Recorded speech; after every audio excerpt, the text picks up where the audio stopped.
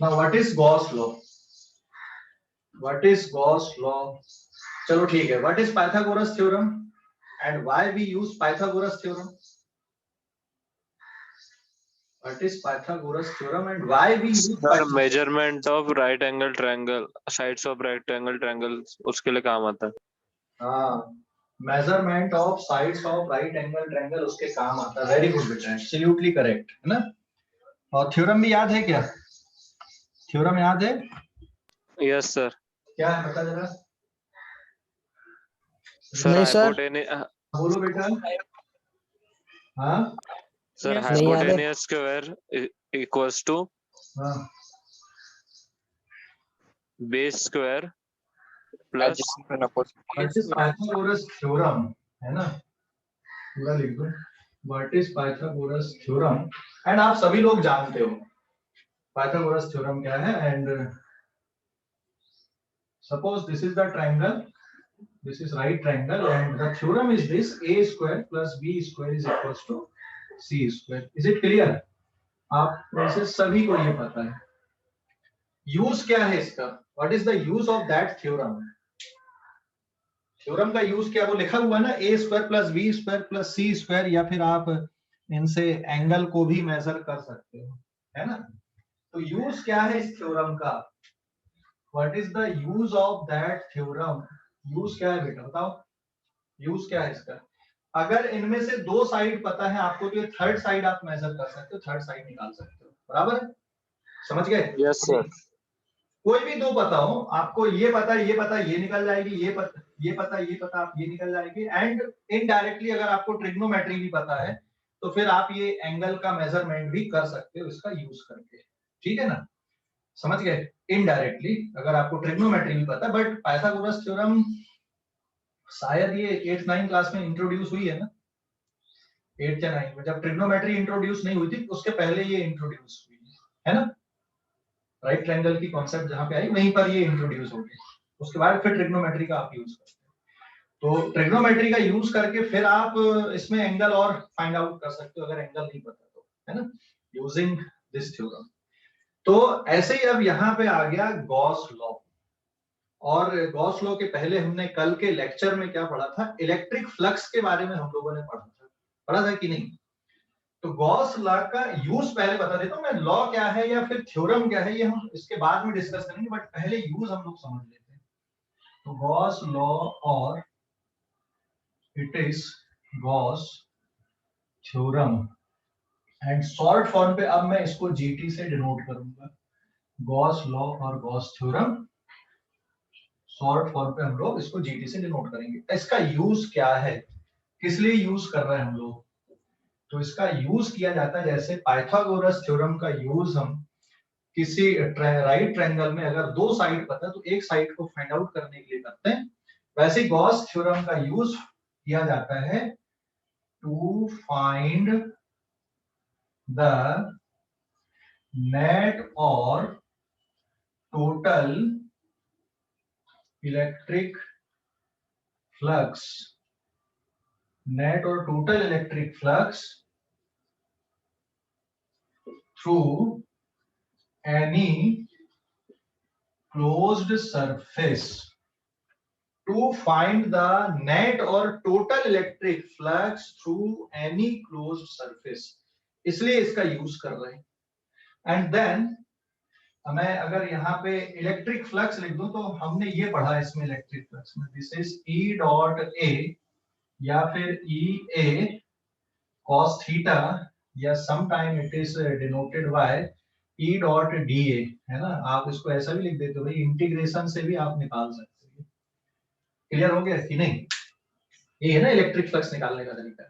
तो कल हमने इस मेथड से इलेक्ट्रिक फ्लक्स का कैलकुलेशन किया था किसी सरफेस के लिए. And what is electric flux? It is number of electric field lines crossing the given surface. This is the electric flux, right. ये है ना electric flux, number of electric field line crossing the given surface. यही होता है ना बेटा electric flux, होता है कि नहीं?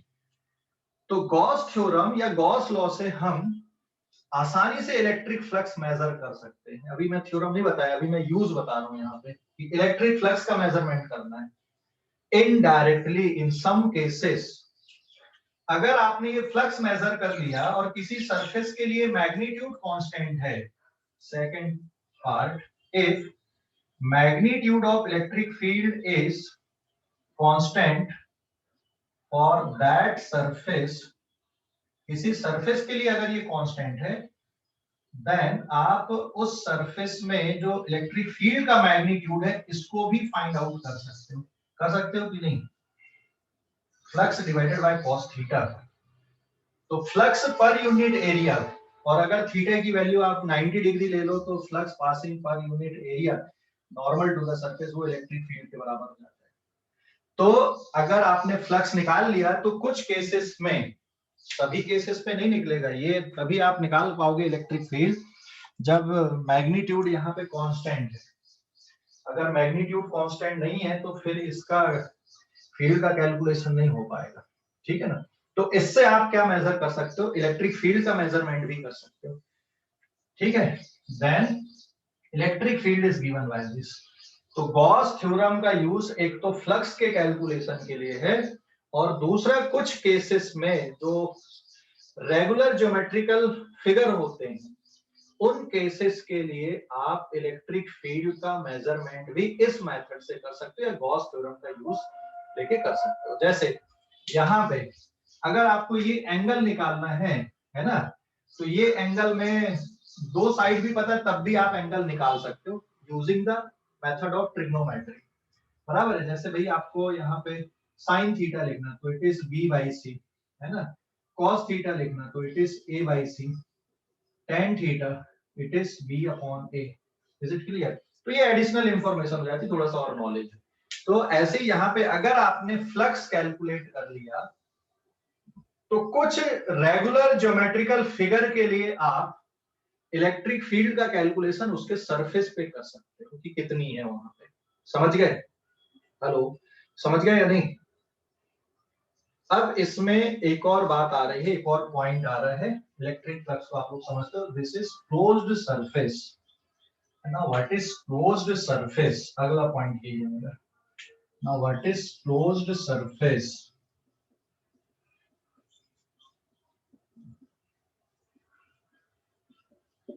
What is closed surface? क्या होता है भाई क्लोज्ड सरफेस? क्लोज्ड सरफेस क्या होता है बताओ जरा। ये बॉक्स क्लोज्ड सरफेस है कि नहीं? Is this box is a closed surface? Yes, sir. Yes, this is the closed surface. Is it a closed surface? No, sir. नहीं, ये closed surface नहीं है. This ball is a closed surface. Yes, sir. Okay. This bag is a closed surface.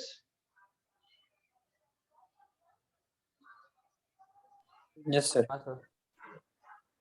ये देख, अभी अभी खुला है कि बंद है? अभी क्लोज सरफेस है कि ओपन है? अभी Open है.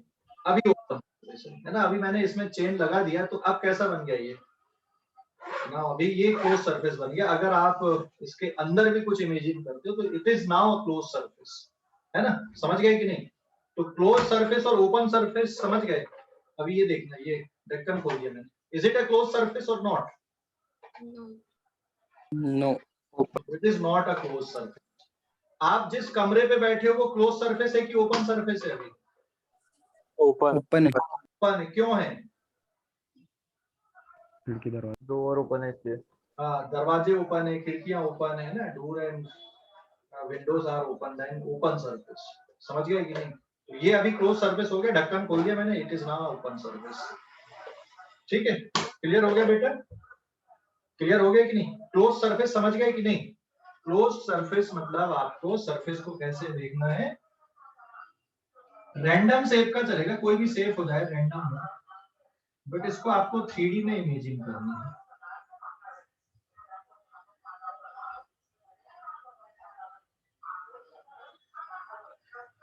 सर घर भी तो क्लोज सरफेस का होगा ना? क्या बेटा? घर भी तो क्लोज सरफेस का होगा ना? हाँ, घर भी क्लोज सरफेस है, लेकिन आप जिस कमरे में बैठे हो, अगर खिड़कियां दरवाजे सब बंद कर दो तो फिर क्लोज सरफेस बन गया, समझ गए? Yes sir. अगर खिड़की दरवाजे ओपन है तो फिर वो ओपन रहेगा, अदरवाइज कैसा है, क्लोज सरफेस है, समझ गए? Yes sir. समझ गए बेटा इसको कि डाउट है कुछ? नो। हाँ, तो क्लोज सरफेस समझ गए। What is close surface? Close surface का मतलब यहाँ पे इस 3D सरफेस, 3D पे आपको इमेजिन करना है इसको, ठीक है ना? क्लोज सरफेस मतलब इसको आपको 3D पे इमेजिन करना है, क्लियर? हेलो, क्लोज सरफेस का मतलब इसको आपको 3D में इमेजिन करना है, ठीक है ना? समझ गए कि नहीं? ओके, स्क्रीनशॉट लो इस पेज का, स्क्रीनशॉट ले लो। अब हम आते हैं इसकी स्टेटमेंट पे, गॉस थ्योरम की स्टेटमेंट। ले लिए स्क्रीनशॉट, ले लिए? हाँ सर। क्लोज सरफेस समझ गए, गॉस थ्योरम समझ गए, क्यों पढ़ रहे हैं हम लोग गॉस थ्योरम? गॉस थ्योरम क्यों पढ़ रहे हैं समझ गए कि नहीं अभी? है ना, गॉस थ्योरम क्यों पढ़ रहे हैं समझ गए? क्यों पढ़ना? सर एक और बार बताना। चल यहाँ पे देख, यहाँ लिखा हुआ है, देख अभी गॉस थ्योरम क्यों पढ़ रहे हैं? टू फाइंड द नेट और total electric flux through any closed surface, किसी क्लोज सरफेस से, जैसे ये क्लोज सरफेस है, ये क्लोज सरफेस है, ये क्लोज सरफेस है और ये क्लोज सरफेस है ना? अब इस क्लोज सरफेस के अंदर मान ले मैं चार्ज रख दूं, जैसे यहाँ पे इस क्लोज सरफेस के अंदर ये चार्ज लिया मैंने, suppose this charge is of 100 microcoulomb, ये 100 माइक्रोकूलम का चार्ज है और इसको मैंने इसके अंदर रख दिया। अब इसके अंदर रख दिया तो ये चार्ज क्या करेगा, इससे फील्ड निकालेगा कि नहीं निकालेगा? फील्ड बनाएगा, है ना? तो अगर ये ओपन भी है तब भी यहाँ से भी फील्ड निकल रही बाहर और इधर से भी फील्ड बाहर निकल रही है, यहाँ से भी आ रही है, इधर से भी फील्ड आ रही है, सभी डायरेक्शन में फील्ड क्रिएट कर रही है। तो फिर इस सरफेस के लिए कितना फ्लक्स है ये मेजर करना, या सर उसको अगर क्लोज कर दिए तो बैक को, तो भी फील्ड बाहर निकलेगी ना। जैसे ये ट्रांसपेरेंट मान ले, ये ट्रांसपेरेंट बॉक्स है, इसके अंदर लाइट रख दे, ये लाइट है मान ले, तो इससे क्या है, इलेक्ट्रिक जो लाइट है वो बाहर नहीं आएगी क्या? आएगी ना? तो सेम खुला रहा तो एक अलग आएगी और बंद रहा तो अलग आएगी क्या लाइट?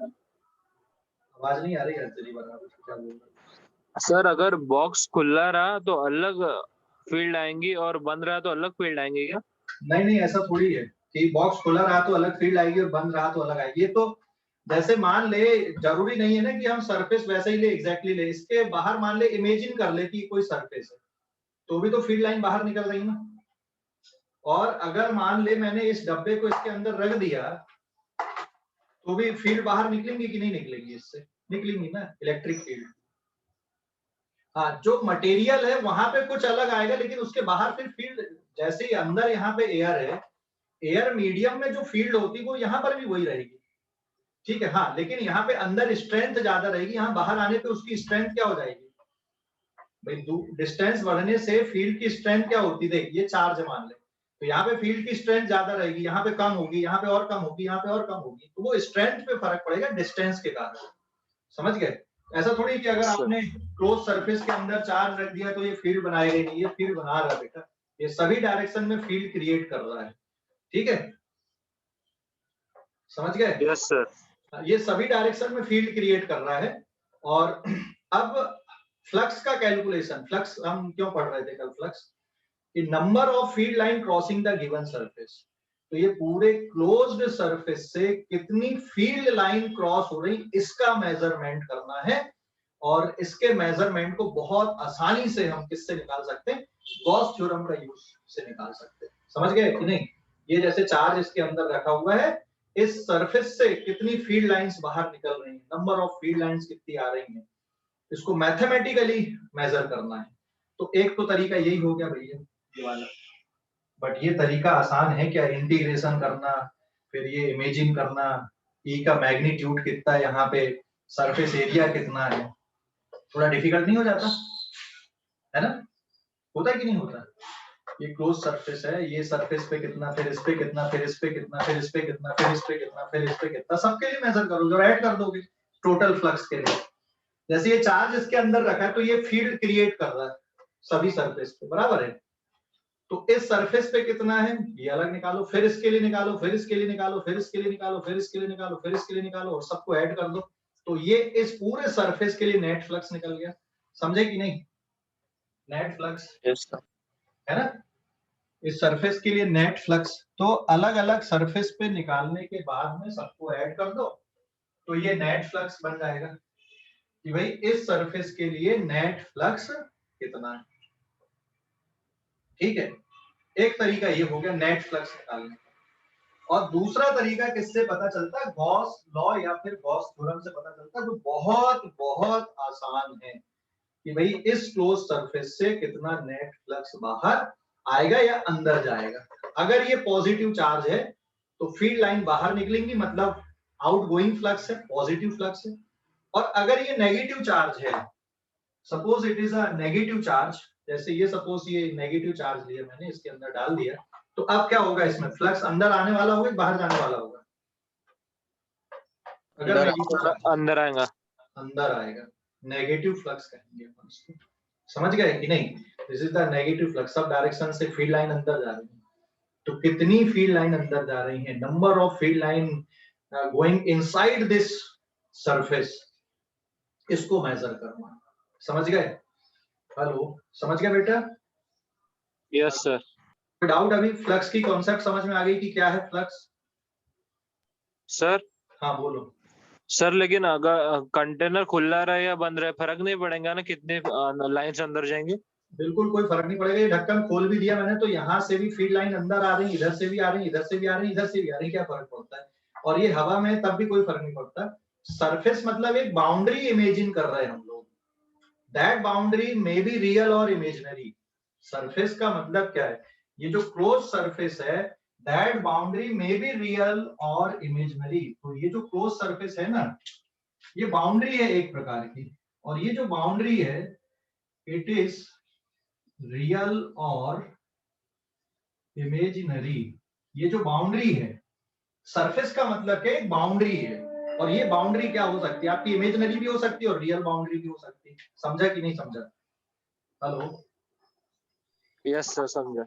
समझा कि नहीं? दैट बाउंड्री इज रियल और इमेजिनरी। जैसे जहां पे दरवाजा है आपके, तो आप अपने घर को वहीं तक मानते हो ना, भाई यहाँ तक दरवाजा है, या उस कमरे की बाउंड्री वहीं तक मानते हो, दरवाजा ओपन है या बंद है, क्या फर्क पड़ता है ना? यस और नो? Yes sir. हाँ, तो close surface is the boundary and that boundary is real और इमेजिनरी, कोई फर्क नहीं पड़ता इससे। अगर मान लो ये चार्ज है यहाँ पे, मैंने यहाँ पे इमेजिनरी स्फेरिकल बाउंड्री इमेजिन कर लिया, या फिर रियल में मैंने यहाँ पे एक स्फीयर रख दिया, उसके अंदर ये चार्ज को बैठा दिया, क्या फर्क पड़ेगा? इलेक्ट्रिक फील्ड के लिए कोई फर्क पड़ेगा क्या? बाउंड्री रियल रहे या इमेजिनरी रहे, इसकी फील्ड लाइन के लिए कोई फर्क पड़ेगा क्या? Hello, no sir. नहीं फर्क पड़ेगा भैया। ये एक्चुअल एंटिटी और बाउंड्री हम बना रहे हैं, हम बाउंड्री छोटी बना दें, बड़ी बना दें, रियल ले लें, इमेजिनरी ले लें, क्या फर्क पड़ता है? ये रियल है, ये अपनी फील्ड क्रिएट कर रहा है, और हम क्या कर रहे हैं? जो भी बाउंड्री हम इमेजिन कर रहे हैं इसके सराउंडिंग में, है ना, जो भी बाउंड्री हम लोग इसके सराउंडिंग में इमेजिन कर रहे हैं, अगर वो रियल है या इमेजिनरी है, क्या फर्क पड़ता है? इसके सराउंडिंग की बाउंड्री से कितना फ्लक्स पास हो रहा है, वो नेट फ्लक्स है। और उसकी वैल्यू को बहुत आसानी से आप गॉस थ्योरम का यूज करके निकाल सकते हो। और दूसरा तरीका ये वाला, भाई आपके पास लंबी मेथड है, ये इंटीग्रेशन करना पड़ता है, बहुत दिमाग खर्च करना पड़ता है इसके लिए, लेकिन गॉस थ्योरम क्या कर देती? बहुत आसानी से निकाल देती है इसकी को। समझ गए कि नहीं?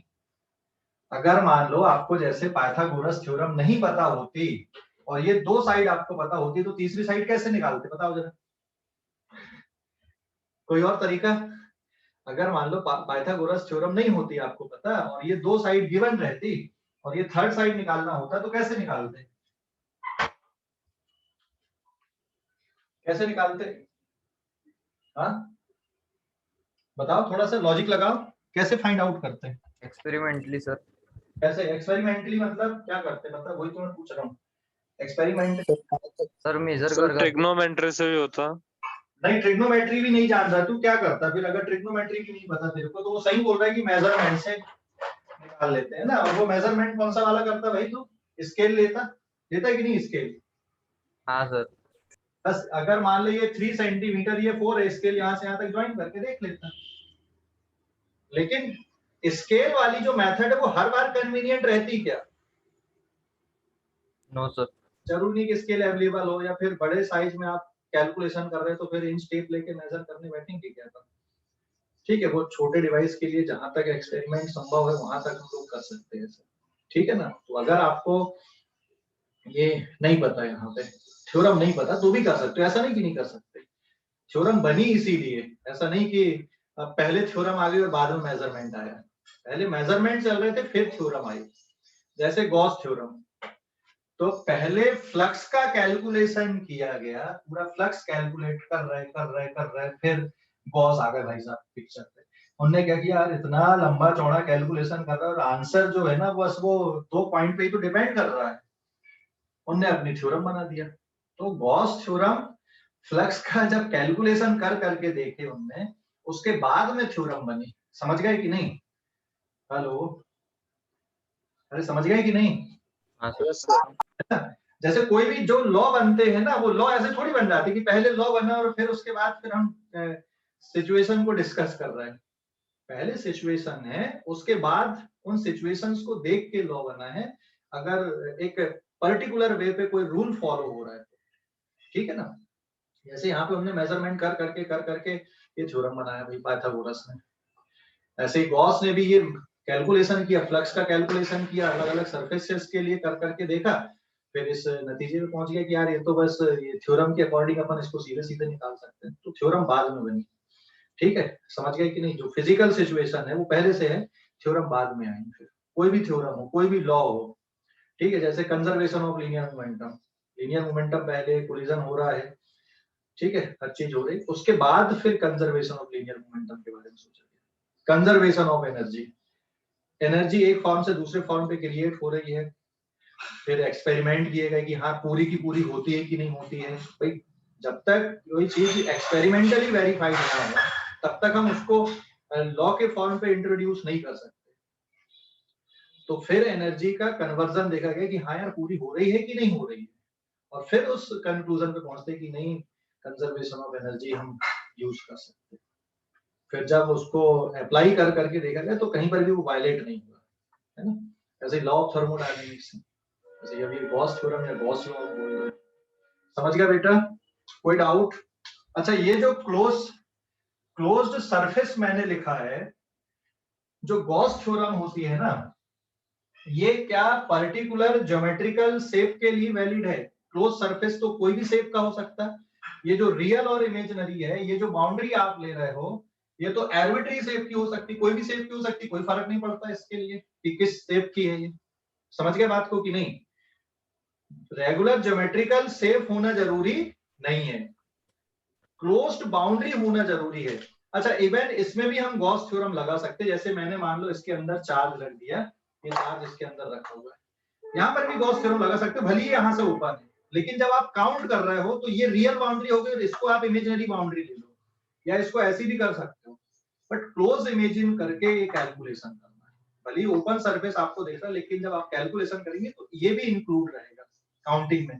ये सरफेस का भी फ्लक्स काउंट होगा, इसका भी फ्लक्स काउंट होगा, इसका भी होगा, इसका भी होगा, इसका भी होगा, इसका भी होगा, ठीक है। और अगर आपने इसका फ्लक्स काउंट नहीं किया, अगर ये वाली सरफेस का आपने फ्लक्स काउंट नहीं किया, टू फाइंड द नेट और total electric flux through any close surface, अगर आपने इसका फ्लक्स काउंट नहीं किया तो फिर वो क्लोज बाउंड्री नहीं हुई, ठीक है। तो फिर वहां पे गॉस थ्योरम को आप एज सच नहीं लिख पाओगे। फिर क्लियर होगी बात बेटा? कोई डाउट अभी? तो क्लोज सरफेस मतलब क्लोज्ड बाउंड्री है, 3D बाउंड्री है। तो क्लोज्ड सरफेस मतलब it is a 3D boundary, और ये जो बाउंड्री है ये रियल और इमेजिनरी दोनों हो सकती है। समझ गए? हेलो, सेकंड वाले पॉइंट में इलेक्ट्रिक फील्ड कांस्टेंट है ना? हाँ, सेकंड वाले पॉइंट में अगर आप गॉस थ्योरम को और यूज कर रहे हैं भाई, और उसकी एप्लीकेशन पे जा रहे हो, इससे आप गॉस थ्योरम से इलेक्ट्रिक फील्ड भी निकालना चाहते हो, तो इलेक्ट्रिक फील्ड तभी निकाल पाओगे क्योंकि अगर ये E कांस्टेंट है, तो ही आप फील्ड की वैल्यू बता पाओगे कि इस सरफेस के लिए फील्ड की वैल्यू कितनी है। लेकिन अगर फील्ड कांस्टेंट नहीं है तो फिर फील्ड नहीं निकाल पाओगे, लेकिन फ्लक्स निकाल पाओगे। फ्लक्स आप फील्ड कांस्टेंट नहीं भी है ना तब भी फ्लक्स बता पाओगे। फील्ड कांस्टेंट नहीं है तब भी फ्लक्स निकाल लेते हैं कि नहीं निकाल लेते हैं, तो इंटीग्रेट करके निकाल लेते हैं। जैसे मान ले ये चार्ज यहाँ पे रखा हुआ है, अब इस चार्ज के लिए यहाँ पर जो फील्ड है, यहाँ पे फील्ड है, यहाँ पे फील्ड है, बराबर है क्या? अलग अलग फील्ड है ना? हाँ सर। है ना? लेकिन अगर मान लीजिए बॉल है, इसके सेंटर पे कोई चार्ज रख दूं मैं, इस बॉल के सेंटर पे कोई चार्ज रखा हुआ है, तो इसके सरफेस पे जो फील्ड आएगी वो कैसी रहेगी? अगर मान लो इस बॉल के सेंटर पे कोई चार्ज रख दिया मैंने, तो इसके सरफेस पे फील्ड कैसी रहेगी बताओ जरा? सेम रहेगी। सेम नहीं, मैग्नीट्यूड सेम आएगा। फील्ड ऐसी आएगी कि नहीं आएगी? फील्ड ऐसी बनेंगी, ऐसी बनेंगी, तो फील्ड का ये डायरेक्शन यहाँ हो गया, ये इधर हो गया, तो डायरेक्शन तो अलग हो गया ना भाई, फील्ड अलग हो गई। लेकिन स्ट्रेंथ कैसी रहेगी? चार्ज कहाँ पे रखा? इसके सेंटर पे रखा, तो फील्ड की स्ट्रेंथ हर जगह पे कैसी आएगी बताओ? फील्ड की स्ट्रेंथ, हाँ, फील्ड की स्ट्रेंथ कांस्टेंट रहेगी, लेकिन फील्ड का डायरेक्शन बदलेगा, मैग्नीट्यूड कांस्टेंट। तो अगर मान लो इस तरह का कोई सरफेस है और उसके सेंटर पे चार्ज रखा है, तो बेटा इसके सरफेस पे कितनी फील्ड है आप गॉस थ्योरम का यूज करके निकाल सकते हो। समझ गए? हाँ या ना? जवाब दे। समझ गए कि नहीं अभी? Yes sir. इसके सेंटर पे अगर चार्ज है तो इसके सरफेस पे फील्ड का मैग्नीट्यूड कांस्टेंट होगा। हाँ, डायरेक्शन अलग अलग आएगा। समझ गए कि नहीं? डायरेक्शन अलग अलग आएगा। आप इसको ऐसे इमेजिन कर लो, इसके सेंटर पे एक लाइट रख दो, कोई कलर का लाइट लगा दी, और ये ट्रांसपेरेंट है पूरा। इसके सेंटर पे एक लाइट जल रहा है, पॉइंट साइज का लाइट है, तो इसके सरफेस पे हर जगह पे लाइट की जो इंटेंसिटी है वो कैसी रहेगी? सेम रहेगी कि अलग अलग रहेगी? सेम। सेम रहेगी। लेकिन अगर सेंटर पे लाइट नहीं है, किसी एक किनारे पे लाइट रख दो, जैसे यहाँ कहीं पे इसके जस्ट अंदर आपने लाइट लगा दिया, तो फिर पूरे सरफेस पे एक जैसी लाइट आएगी कि अलग अलग आएगी? अलग अलग आएंगे। अलग अलग आएगी। वैसे चार्ज की फील्ड के लिए आप इमेजिन करो। समझ गए? जैसे मान ले ये, हाँ, जैसे ये है, अभी इसके सेंटर पे अगर लाइट रखोगे तो इसके जैसे ये वाली फेस की भी अगर मैं बात करूं, तो ये वाली फेस में बेटा सभी जगह पे लाइट एक जैसी नहीं आएगी। क्यों? क्योंकि ये फ्लैट सरफेस है। जैसे मान ले आपका जो कमरा है, कमरे के सेंटर पे आपने लाइट लगाया, तो किसी एक दीवार को इमेजिन कर ले, अगर कमरे के सेंटर पे लाइट लगी है, जैसे ये लाइट लगी यहाँ पे कमरे के सेंटर पे, अब व्हाइट बोर्ड पे जो लाइट पहुंचेगी वो सब जगह पे एक जैसी पहुंचेगी कि अलग अलग पहुंचेगी? अलग अलग। अलग अलग। यहाँ पे डिस्टेंस पास में तो ज्यादा लाइट यहाँ रहेगी, यहाँ से डिस्टेंस दूर है तो लाइट का जो इंटेंसिटी वो कैसी होगी? कम होगी। समझ गए कि नहीं? Yes sir. आया ना? तो अगर पॉइंट चार्ज है और वो स्फीयर के सेंटर पे रखा है, तो स्फीयर के सरफेस पे सभी जगह पे इलेक्ट्रिक फील्ड की स्ट्रेंथ कैसी रहेगी? एक जैसी रहेगी। आप ये समझ लो कि जो इलेक्ट्रिक फील्ड है ना, उसको लाइट के जैसे समझ लो, और पॉइंट चार्ज को एक पॉइंट सोर्स ऑफ लाइट समझ लो, फिर आपका कंफ्यूजन नहीं रहेगा। हाँ, और वो लाइट इतनी पावरफुल है कि ये ओपेक मैटर भी है तो भी उसको पार कर जाती है। जो इलेक्ट्रोमैग्नेटिक रेडिएशन होती है, वैसे जो विजिबल लाइट है वो पार नहीं करती, लेकिन गामा रे तो कर ही जाती है ना? इंफ्रारेड नहीं करेगी अगर ट्रांसपेरेंट नहीं है तो आप ये समझ लो, अगर इसके सेंटर पे चार्ज रखा है ना, तो ये बाउंड्री रियल है या इमेजिनरी कोई फर्क नहीं पड़ेगा, फील्ड लाइन बाहर निकलेगी ही। समझ गए? इलेक्ट्रिक फील्ड इतनी पावरफुल है भाई, इसको भी पार करके निकल जाती है, कोई फर्क नहीं पड़ता कि ये प्लास्टिक है कि वुड है कि क्या है। समझ गए? हेलो? Yes sir. जैसे मैग्नेट अगर है, मैग्नेट को देखा कि नहीं देखा पास से? जैसे ये मैग्नेट है मान ले, है ना? और मान ले मैंने ये मैग्नेट को किसके अंदर रख दिया है? ये बैग के अंदर रख दिया है, और अगर मैं यहाँ पे लोहे का टुकड़ा लाता हूँ तो वो लोहे का टुकड़ा क्या होगा? फोर्स फील करेगा कि नहीं करेगा? करता है कि नहीं करता? बताओ जल्दी से। करता है ना? फोर्स फील करता है कि नहीं करता है? करता है। तो ये जो मैग्नेटिक फील्ड है वो तो इस बॉक्स को क्रॉस करके आ रही है ना बाहर, कि नहीं आ रही? बताओ जरा। बाहर आ रही है ना बॉक्स को क्रॉस करके? यस और नो? Yes sir. हाँ, Yes, sir. तो ये बॉक्स ने कुछ किया क्या, उसका कुछ बिगाड़ लिया क्या कि भाई मैं तेरे को फील्ड बाहर नहीं जाने दूंगा। हाँ, अगर विजिबल लाइट कोई सोर्स होता है इसके अंदर, आप लाइट जला के रख देते तो ठीक है, वो लाइट इससे बाहर नहीं आती, लेकिन फील्ड जो होती है वो तो इससे भी बाहर आ जाएगी।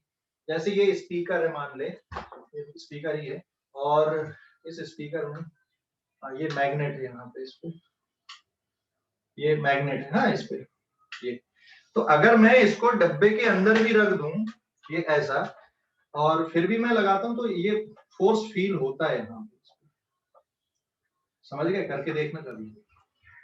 लेकिन उसके लिए थोड़ी पावरफुल मैग्नेट चाहिए, उतनी पावरफुल नहीं है, थोड़ी ज्यादा पावरफुल रहेगी तो आप बढ़िया से उसको देख पाओगे। सेम किसके लिए, इलेक्ट्रिक फील्ड के लिए। ठीक है, समझ गए? Yes. अभी क्लियर हो गया कि नहीं, कोई डाउट है अभी? क्लोज सरफेस और ये सब जो बातें मैंने ये बताया, ये पूरा क्लियर हुआ कि नहीं हुआ? हो गया सर। तो आगे बढ़ूं मैं, स्क्रीनशॉट ले लिया इस पेज का, जल्दी से स्क्रीनशॉट लो इस पेज का, ले लिए? Yes, sir. देखो गॉस थ्योरम बहुत आसान है, बट उसके पहले की ये कहानी अगर आपकी क्लियर है तो आप बहुत आसानी से अप्लाई भी कर लोगे और सीख भी जाओगे इसको, मुश्किल काम नहीं है ये। तो अब हम आते हैं इसकी स्टेटमेंट पे, गॉस थ्योरम की।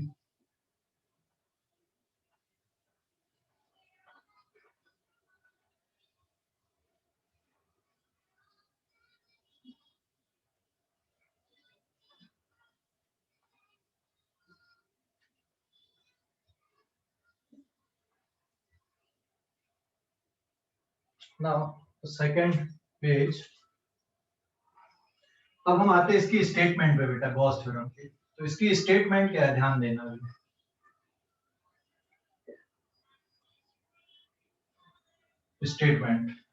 स्टेटमेंट ये है,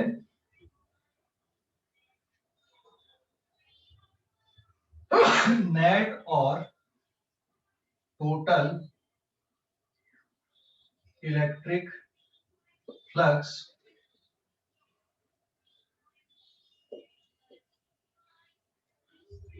passing through, net or total electric flux passing through any closed surface is 1 upon epsilon times total charge enclosed by that surface. मैंने ये लिखा, यहाँ पे पासिंग थ्रू लिखा मैंने। यहाँ पे पासिंग थ्रू का मतलब इनकमिंग और आउटगोइंग दोनों हो सकता है ना। Net electric flux passing through any closed surface is 1 upon epsilon times total charge enclosed by that surface। ठीक है, जैसे मान लो यहाँ पे कोई चार्ज मैंने रख दिया, ये है, ठीक है। अब ये मैंने एक इमेजिन किया, ये कोई सरफेस इस तरह का इमेजिन किया, this is any closed surface, ये कोई क्लोज सरफेस है। Is it clear? कोई भी रैंडम शेप का मैंने बना दिया बेटा, ये कोई क्लोज सरफेस है यहाँ पे, और ये चार्ज उस सरफेस के अंदर रखा हुआ है। This charge is inside this surface, this is close surface. It is real और इमेजिनरी, इट इज रियल और इमेजिनरी, कोई फर्क नहीं पड़ता, है ना। अब इस सरफेस के लिए अगर फ्लक्स निकालना है तो क्या करोगे?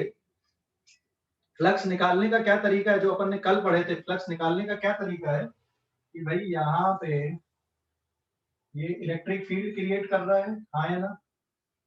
अरे समझ गए कि नहीं? और फिर यहाँ पे आप पहले एक छोटे से सरफेस के लिए क्या करोगे? फ्लक्स कैलकुलेट करोगे। Is it clear? और ये इलेक्ट्रिक फील्ड है। तो अगर आपको इस सरफेस के लिए नेट फ्लक्स निकालना, तो it is integration over close surface E dot DA करना पड़ेगा। क्या ये इंटीग्रेशन आसान है यहाँ पर के लिए? बता सकते हो क्या? Is this integration is easy for this type of close surface? बताओ। नहीं है, क्यों नहीं है बता सकते हो, क्यों नहीं है इंटीग्रेशन आसान? इरेगुलर क्या इरेगुलर है वो। इरेगुलर है? इरेगुलर होने से क्या होगा? क्या हर जगह पे इलेक्ट्रिक फील्ड की स्ट्रेंथ एक जैसी है, मैग्नीट्यूड ई एक जैसा है क्या पूरे सरफेस पे? No sir. तो ये बाहर निकाल सकते हो क्या इंटीग्रेशन से? No sir.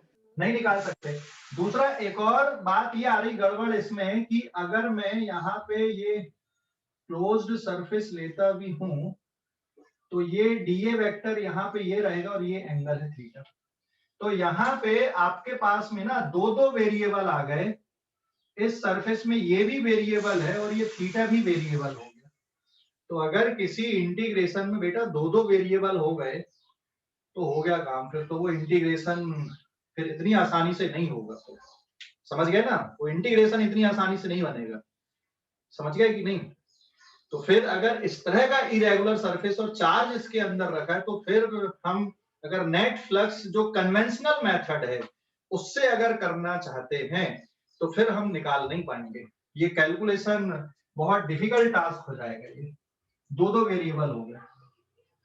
लेकिन गॉस थ्योरम क्या कहती है, इसकी स्टेटमेंट क्या है? नेट और total electric flux passing through any close surface is 1 upon epsilon times total charge enclosed by that surface. Mathematically इसको ऐसे लिखेंगे अपन,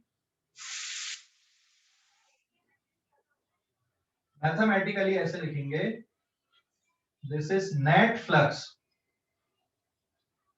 थ्रू क्लोज्ड सरफेस, मान ले S1 is equals to 1 upon epsilon times into total charge enclosed by S1, enclosed by S1 surface, total charge enclosed by S1 surface, ठीक है, enclosed by that surface। यहाँ पे S1 is concerned closed surface, it is closed surface for which we have to find net electric flux, जिसके लिए हमें net electric flux find out करना था, वो क्लोज सरफेस। तो ये आसान है कि ये आसान है? बताओ, लेफ्ट साइड वाला आसान है कि राइट साइड वाला आसान है? क्या आसान है बताओ फटाक से, विच इज इजियर? क्या आसान है? ये गॉस थ्योरम है आपकी भाई, लेफ्ट साइड वाला। ये आसान है ना, ये गॉस थ्योरम, ये मैथमेटिकली है गॉस थ्योरम, है ना, ये गॉस थ्योरम है, ये this is the Gauss law. तो ये मेथड आसान है कि ये मेथड आसान है? यहाँ पे क्या करना है आपको, इंटीग्रेशन के लफड़े में फंसना है क्या? इंटीग्रेशन करने की जरूरत है क्या यहाँ पे, या सम करने की जरूरत है क्या कि भाई हर सरफेस के लिए फ्लक्स निकालो? जैसे ये चार्ज इसके अंदर रखा है, अब इसके लिए अगर आपको फ्लक्स निकालना है तो एक तो मेथड ये वाली हो गई, इज इट इजी? बेटा ये सरफेस के लिए फ्लक्स निकालना है, इसके लिए निकालना है, इसके लिए निकालना है, इसके लिए निकालना है, इसके लिए निकालना, फिर ऐड करना, हो गया काम भाई। मुश्किल है कि नहीं ये टास्क? मुश्किल है कि नहीं ये टास्क? ऐसे पे है ना? Yes sir. तो आसान क्या हो गया, ये वाला आसान हो गया। इसमें क्या देखना है, अरे इसके अंदर कितना चार्ज है, बस 1 upon epsilon not into Q कर दो, क्यू मतलब ये चार्ज इसके अंदर है डिवाइडेड बाय एप्सिलॉन कर दो, बस पूरा फ्लक्स निकल गया। यार कितना आसान है बताओ भाई, है कि नहीं आसान? तो ये करना डिफिकल्ट है लेकिन ये बहुत आसान चीज हो गई, समझ गए? हेलो, अरे हाँ या ना जवाब दो। Yes sir. हाँ सर। हाँ, बस क्या करना है कि इसके अंदर कितना चार्ज है वही लेना है, जो चार्ज बाहर है उनको लेने की जरूरत नहीं है। जैसे ये सरफेस फॉर एग्जांपल, ये जो चार्ज है ये 100 माइक्रोकूलाम का है, सपोज दिस चार्ज इज 100 माइक्रोकूलाम, इसके अंदर रख दिया मैंने।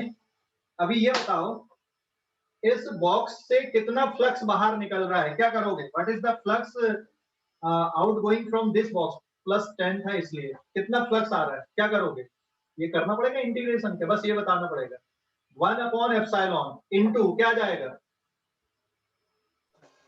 Into the charge of this ball, हाँ दिस बॉल, इसमें कितना चार्ज दिया मैंने 100 माइक्रोकूलम, तो डायरेक्ट क्या हो जाएगा 100 माइक्रोकूलम डिवाइडेड बाय एप्सिलॉन, ये हो गया इसका फ्लक्स। समझ गया बेटा?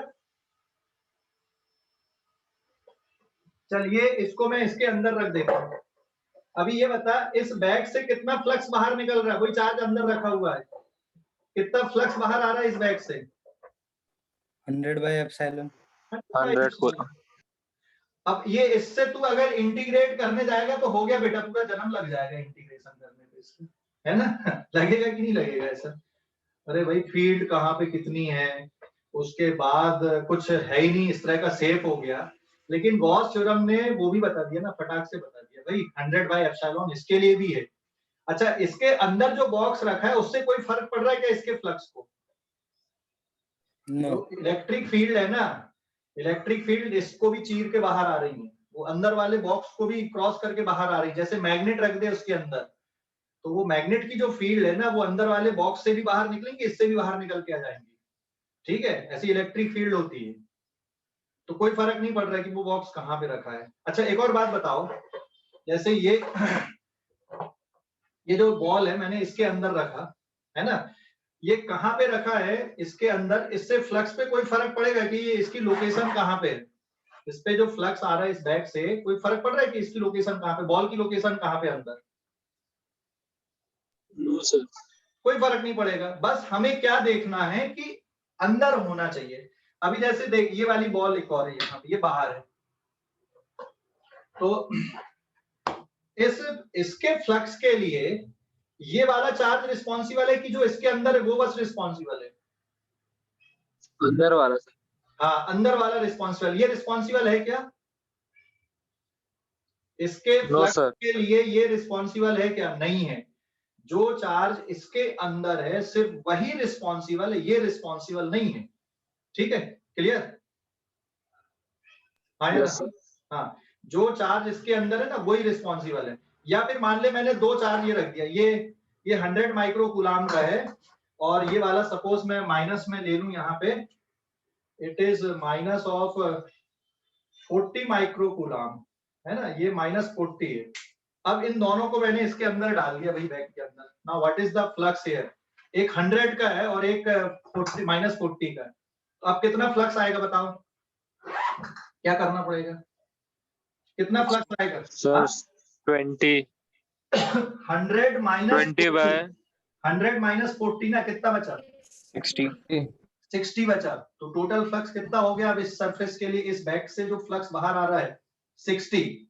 और अगर उल्टा कर देते, जैसे जो माइनस वाला है वो -200 कर देता, -140 कर देता, और प्लस वाला 100 है। अभी दोबारा देखना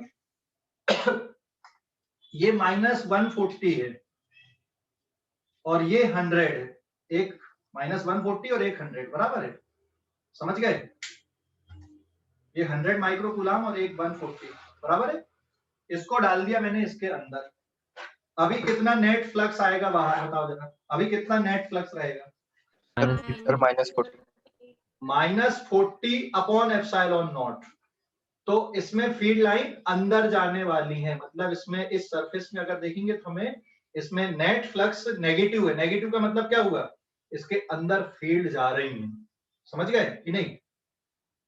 यस सर। अभी क्लियर हो गया कि डाउट है कुछ? बोलो जल्दी से।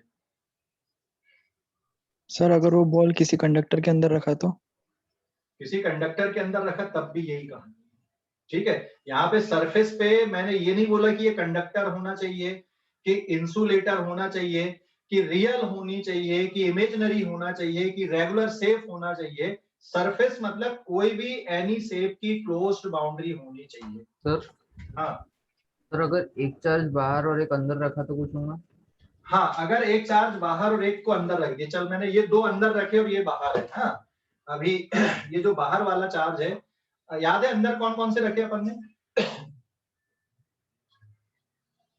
100 और -140. हाँ ये +50 माइक्रोकूलम ये है, और वो दो अंदर थे और ये बाहर है। तो ये बाहर वाला फील्ड जनरेट करेगा कि नहीं करेगा? ये बाहर वाला करेगा सर।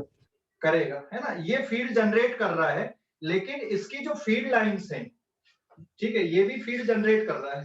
लोकेट ये भी फील्ड जनरेट कर रहा है, लेकिन इसकी जो फील्ड लाइंस हैं, जैसे ये जितनी फील्ड लाइन इसके अंदर जाएंगी उतनी बाहर निकल जाएंगी, निकलेंगी कि नहीं निकलेंगी?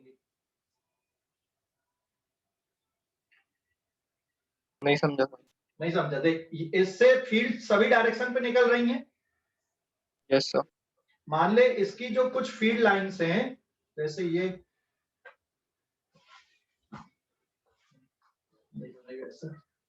देख, इसकी जो फील्ड लाइन है यहां से आके इसको क्रॉस करते हुए निकल जाएंगी ना, कि रोक पाएगा ये? सच निकल जाएंगे। सब निकल जाएंगी बाहर। तो जितनी यहां पर से अंदर आएंगी उतनी बाहर निकल रही इसके कारण। यस और नो? ये थोड़ा बड़ा दिख रहा है, ये नहीं। ये जैसे मान लो बॉक्स है और ये चार्ज है ना। अब ये अगर फील्ड क्रिएट कर रहा है तो जितनी अंदर जाएंगी उतनी बाहर निकल गई। तो नेट फ्लक्स के लिए इसका कोई कंट्रीब्यूशन हुआ क्या? No sir. फ्लक्स के लिए चल लाइट के हिसाब से समझ ले। अगर ये लाइट है, ये लाइट बाहर लगा हुआ है, तो बेटा इस डब्बे के अंदर कितनी लाइट रुकेगी? कुछ भी नहीं। कुछ भी नहीं। जैसे मान ले यहां से जितनी लाइट यहां से जा रही है उतनी बाहर निकल गई, तो कुछ नेट फ्लक्स के लिए कंट्रीब्यूशन रहेगा क्या बाहर वाले चार्ज का? No sir. नहीं रहेगा ना। और अंदर वाले का रहेगा कि नहीं रहेगा? रहेगा सर। हाँ, अंदर वाले का रहेगा। जैसे इसके अंदर मैंने क्या रख दिया, 100 वाला रख दिया, इससे तो नेट आएगा ना। देख, इससे जितनी फील्ड लाइन यहां से भी निकल रही, यहां से भी निकल रही, यहां से भी निकल रही, यहां से भी निकल रही, तो इस सरफेस के लिए वेदर इट इज रियल और इमेजिनरी और कंडक्टर और insulator whatever it may be, ये इसके अंदर रखा हुआ है ना। तो इसके लिए फ्लक्स बनेगा, इस अंदर वाले चार्ज के लिए नेट फ्लक्स बनेगा। इसका भी फ्लक्स आएगा इसके लिए, लेकिन इसके लिए नेट फ्लक्स 0 रहेगा। क्यों? जितना फ्लक्स इसका यहाँ पे, जितनी फील्ड लाइन इससे ये बाहर वाले चार्ज के कारण जितनी फील्ड इसके अंदर जा रही है उतनी बाहर निकल जाएगी। तो बाहर वाले चार्जेस का नेट फ्लक्स के लिए जो कंट्रीब्यूशन है वो कितना रहेगा कि नहीं रहेगा कुछ? बट सर फील्ड लाइन तो अफेक्ट होंगी ना। हाँ, फील्ड लाइन अफेक्ट होने देना, उससे हमें कोई लेना देना नहीं है। हमें ये बताना है कि भाई इसकी जो फील्ड लाइन है वो इसको अफेक्ट कर, इसके फ्लक्स को अफेक्ट करेंगी क्या? नहीं करेंगी। हाँ, अब बात कर लेते हैं यहाँ पे इसके सरफेस पे अगर नेट फील्ड की बात करूं तो इसके सरफेस पे इसके कारण भी फील्ड बन रही है और इसके कारण भी बनेगी, लेकिन फ्लक्स में जो कंट्रीब्यूशन है वो सिर्फ कौन से वाले चार्ज का रहेगा? फील्ड की अगर बात करोगे तो ये भी यहाँ पे फील्ड क्रिएट करेगा और ये खुद भी कर रहा है, लेकिन फ्लक्स में कंट्रीब्यूशन, इस सरफेस के फ्लक्स में कंट्रीब्यूशन सिर्फ अंदर वाले चार्ज का रहेगा, इसका नहीं रहेगा। इसका रीजन, क्योंकि इसकी जो फील्ड लाइन है जितनी अंदर जाएंगी उतनी बाहर निकल गई, नेट 0 हो गया इसके लिए। हाँ या ना? बोलो जल्दी से। Yes sir. हाँ बोलो। सर अगर बैक के अंदर 2 बॉल पहले से है कंटेनर के अंदर और अपन ने ब्लू वाला बॉल भी डाल दिया, तो तब भी उसका नेट फील्ड कैलकुलेट होगा। देखिए 2 बॉल 10 बच जाएगा क्या? देख, एक मिनट, ये कितने का? -140, it is 100 and it is +50। अभी बताओ कितना फ्लक्स हो गया इसके लिए? 10 बराबर है, क्योंकि एक कितने का था? 100 का, और एक 51 + 150 और एक -140, तो टोटल कितना बचा? +10। तो अब इसमें पॉजिटिव फ्लक्स है, मतलब इससे फील्ड लाइन अब नेट बाहर निकलेंगी। ये अंदर कहां पे है इससे कोई फर्क नहीं पड़ता, ये कैसे रखे हुए अंदर, कौन सी लोकेशन पे, वो भी फर्क नहीं पड़ता। समझ गए कि नहीं? सर अगर 2 बॉल कंटेनर के अंदर है, एक अंदर में हाँ। और एक बाहर रखा है कंटेनर के, और वो उसके अंदर और उसके ऊपर और कंटेनर रखा है, तब भी कोई फर्क नहीं पड़ेगा? नहीं फर्क पड़ेगा। देख, जैसे मैंने ये कितने का रख दिया यहाँ पे, ये -140 का इसके अंदर रख दिया, तो इसके लिए नेट फ्लक्स कितना है? -140/ε, बराबर है? हाँ सर। माइक्रो को छोड़ दे। अब ये +100 की रखी है, ये इसके लिए कितना फ्लक्स है अभी? +100। +100/ε। ये दोनों को इसके अंदर रख दिया मैंने। अब कितना फ्लक्स हो गया? -40 हो गया। चल इसको भी और डाल दिया, अब कितना हो गया? 10 +10 हो गया। समझ गए? समझ गए कि नहीं? हाँ सर। हाँ, तो this is the beauty of Gauss theorem और गॉस लॉ। मतलब आप ये पूरे पचड़े से बच गए नेट फ्लक्स के कैलकुलेशन के लिए। समझ गए कि नहीं? हाँ सर। हाँ, so this is the beauty of Gauss theorem और गॉस लॉ। क्लियर हो गया बेटा? गॉस लॉ क्लियर हुआ कि नहीं हुआ? हाँ, यस सर। अच्छे से? हाँ सर।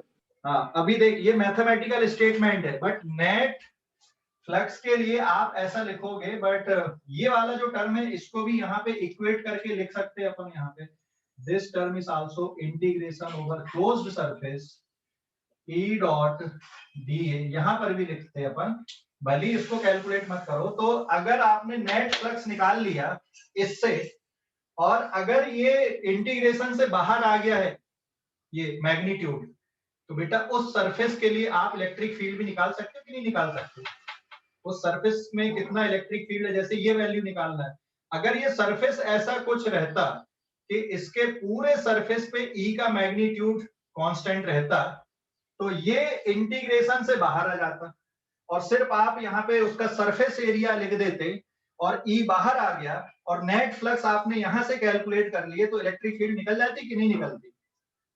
यस सर, हो जाता। हो जाती कि नहीं? तो बस यही है, यही गॉस थ्योरम है और यहीं से इसकी एप्लीकेशन है बस। तो आई थिंक गॉस थ्योरम आपको क्लियर हुई कि नहीं? Gauss theorem clear? बताओ जल्दी से। हेलो, क्लियर है सर। पक्का सभी को? सर हाँ बोलो। अभी सर अभी आपने जो लास्ट स्टेटमेंट बोला वो बताइए फिर से। मैंने लास्ट स्टेटमेंट ये बोला बेटा कि अगर मान लो ये सरफेस कुछ इस तरह का होता है कि इलेक्ट्रिक फील्ड का मैग्नीट्यूड पूरे सरफेस पे एक जैसा रहता, तो ये ई बाहर आ जाता,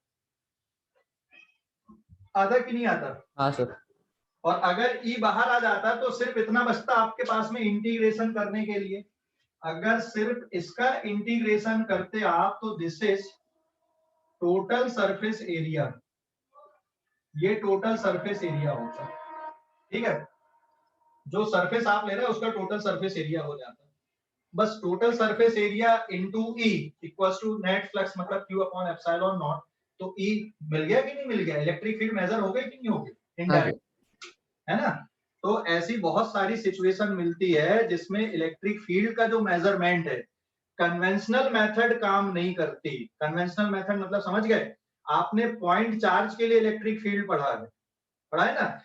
आर डिस्टेंस पे पॉइंट चार्ज के लिए इलेक्ट्रिक फील्ड कितनी होती है? के क्यू अपॉन कितना? R square. आर स्क्वायर होता है। तो बहुत सारी जगह पे ये कन्वेंशनल मेथड काम नहीं करती। मतलब जैसे